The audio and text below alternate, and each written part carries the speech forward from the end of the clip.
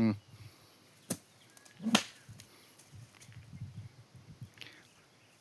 அனைவருக்கும் வணக்கம். இப்போ நம்ம வந்து பார்த்திங்கன்னா, ஃபஸ்ட்டு காலடி வரிசையும், 2வது காலடி வரிசையும் பார்த்துருப்போம். ஒரு சிலம்பத்துக்கு முக்கியமானதே காலடி வரிசை தான். இந்த காலடி வரிசை வந்து கிளியராக நமக்கு வைக்கிறதுக்கான சூட்சமம் தெரிஞ்சிருச்சு அப்படின்னாலே, கம்பு சுற்றுறதுக்கான விதிமுறை ஈஸியாக வந்துடும் ஆட்டோமேட்டிக்காக.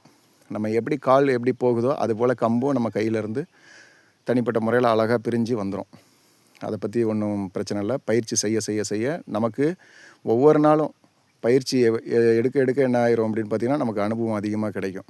அதன்படி வந்து பார்த்திங்கன்னா, கம்பை இன்னும் லாவகமாக எப்படி சுற்றணும் அப்படின்ற விஷயங்கள்லாம் வரும். இப்போ நம்ம வந்து பார்த்திங்கன்னா, 3வது பாடம் வந்து செய்ய போகிறோம். இந்த 3வது பாடத்தில் 2 வகையாக இருக்குது.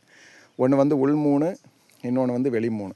மேக்ஸிமம் வந்து பார்த்திங்கன்னா, அந்த உள் 3 வந்து பார்த்திங்கன்னா எல்லாருமே பெரும்பாலும் சொல்லி கொடுத்துருவாங்க. வெளி 3 வந்து நிறைய இடத்துல வந்ததாக தகவல் இல்லை எனக்கு. இந்த வெளி 3 வந்து எந்த இடத்துல எப்படி பயன்படுத்தணும், அடிக்கிறதுக்காக பயன்படுத்துகிறதா, இல்லை நம்ம தப்பிச்சு போகிறதுக்காக பயன்படுத்துகிறதா அப்படின்ற ஒரு சூட்சம விதிப்படி தான் அந்த வெளி 3 அமைஞ்சிருக்கும். அது பாவலாவிலையும் செய்யலாமா, இல்லை சுற்று முறையில் செய்யலாமா இப்படின்ற விதிமுறைகள்லாம் இருக்கும். இருந்தாலும் நீங்கள் இதை ஒரு முறை பாருங்கள். இதை நல்லா பயிற்சி பண்ணுங்கள். பயிற்சி பண்ண பண்ண உங்களுக்கே புரிய ஆரம்பிச்சிடும். ஒரு விஷயத்தை நம்ம செய்ய தொடங்கிட்டோம் அப்படின்னோம்னா, அதை திரும்ப திரும்ப திரும்ப பண்ணும்போது இது அடுத்தடுத்து இதில் இன்னொரு விஷயம் நமக்கே தெரிய ஆரம்பிச்சிடும். ஒவ்வொன்றா தெரிய ஆரம்பிக்கும்.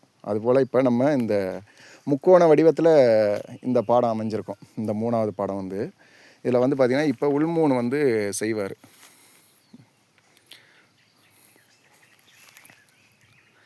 இந்த உள் 3ல் வந்து பார்த்திங்கன்னா போட்டுட்டு, அதுக்கப்புறம் வந்து பார்த்திங்கன்னா ஒரு கிறுக்கியும் செய்வா அப்படி.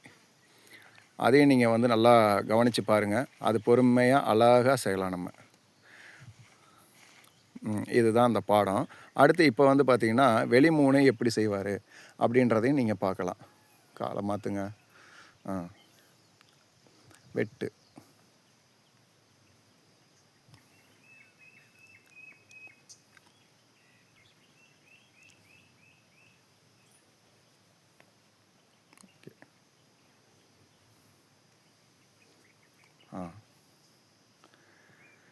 இப்போ இது பார்த்துட்டிங்களா?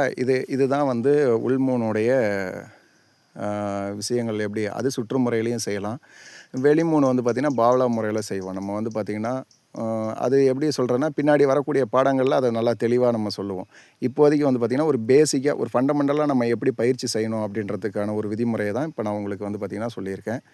இதை பாருங்கள். ஒரு தடவைக்கு 2 தடவை பாருங்கள், இல்லை 10 முறை கூட பாருங்கள். ஒன்றும் பிரச்சனை கிடையாது. பார்த்ததுக்கப்புறம் அது எப்படி அந்த காலை எப்படி எடுத்து வைக்கிறாங்க அப்படின்ற முறையை நீங்கள் தெரிஞ்சுக்கிட்டு அதுக்கு தகுந்த மாதிரி பயிற்சி பண்ணுங்கள். நன்றி, வணக்கம்.